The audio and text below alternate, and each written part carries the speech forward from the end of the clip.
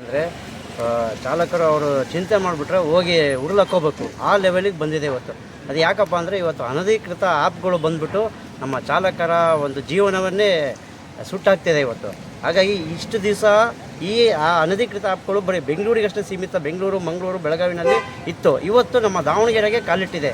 ಇದರಿಂದ ನಮ್ಮ ಇವತ್ತು ದಾವಣಗೆರೆ ದುಡ್ಕೊಂಡು ತಿನ್ನೋ ಒಂದು ಚಾಲಕರಿಗೆ ಅವ್ರ ಹೊಟ್ಟೆ ಮೇಲೆ ಹೊಡೆದಂಗಾಗಿದೆ. ಇದು ಅನಧಿಕೃತ, ಇದು ಯಾವುದೇ ಥರ ಲೈಸೆನ್ಸ್ ತೊಗೊಂಡು ಒಂದು ನಡೆಸಿರ್ತಕ್ಕಂಥದ್ದಲ್ಲ. ಇದು ಅನಧಿಕೃತ. ಇದು ನಮ್ಮ ಆಟೋ ಚಾಲಕರು ನಮ್ಮ ಎಲ್ಲ ಒಂದು ಟ್ಯಾಕ್ಸ್ ಕಟ್ಟಿ ಪ್ರತಿಯೊಂದು ಆಟೋ ಎಲ್ಲ ಸ್ಥಿತಿಯನ್ನು ಚೆನ್ನಾಗಿ ಇಟ್ಕೊಂಡು ದುಡಿಮೆ ಮಾಡ್ತಕ್ಕಂಥ ಒಂದು ವರ್ಗ. ಈ ಒಂದು ಚಾಲಕರ ಆ್ಯಪ್ ಬಂದು ಇವತ್ತೆಲ್ಲರದು ಇವತ್ತು ನಿರ್ನಾಮ ಮಾಡ್ತಾಯಿದೆ. ಇವತ್ತು ನಮ್ಮ ಡ್ರೈವರ್ಗಳ ಇದನ್ನು ನಿರ್ನಾಮ ಮಾಡ್ತಾಯಿದೆ.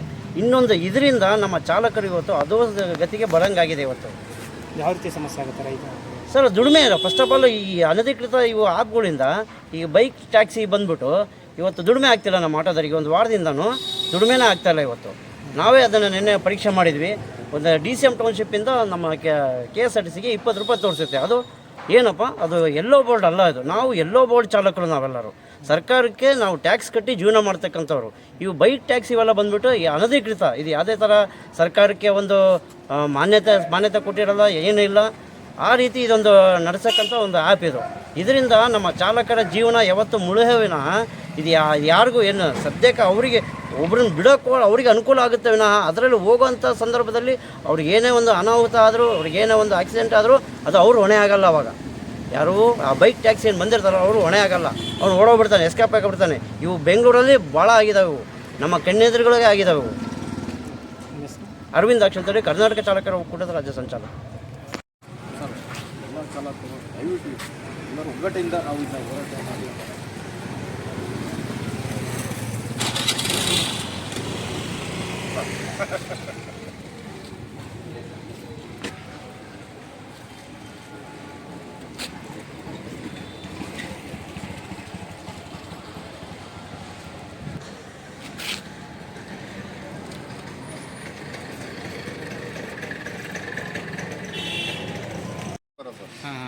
ಸೊ ಹಂಗಾಗಿ ನಾವು ಈಗ ಬೇರೆ ಊರುಗಳಲ್ಲಿ ಆಗಿರ್ತಕ್ಕಂಥ ಪರಿಸ್ಥಿತಿ ಚಾಲಕರಿಗೆ ತೊಂದರೆ ಆಗಿದೆ. ಆ ಥರ ನಮ್ಮ ದಾವಣಗೆರೆ ಚಾಲಕರಿಗೆ ಆಗ್ಬಾರ್ದು ಅನ್ನೋ ಉದ್ದೇಶಕ್ಕೋಸ್ಕರ ನಾವು ದಾವಣಗೆರೆಯಲ್ಲಿ ಇದನ್ನ ಜಿಲ್ಲಾಡಳಿತ ಇದನ್ನ ಏನಂತ ಮನವಿ ಮಾಡ್ತಿದ್ದೀರಾ ಸರ್? ಈಗ ಮನವಿ ಏನಂತ ಕೊಡ್ತೀರಾ? ಮನವಿ ಇದೊಂದು ಅನಧಿಕೃತ ಆ್ಯಪ್ ಆಗಿದ್ದು ಜಿಲ್ಲಾಡಳಿತ ಬೈಕ್ ಟ್ಯಾಕ್ಸಿನ ಈ ಥರ ರನ್ ಮಾಡಕ್ಕೆ ಬಿಡಬಾರ್ದು.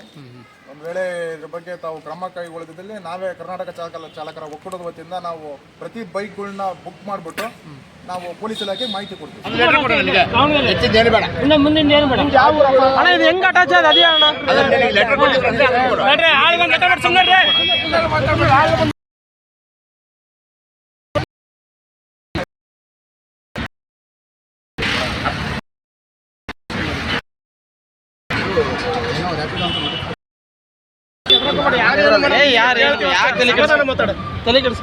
ನಾನು ತಂದೆ ಇಲ್ಲದ ಮಗ, ನಮ್ಮಮ್ಮ ಒಬ್ಬರೇ, ನಾನು ಒಬ್ಬನೇ.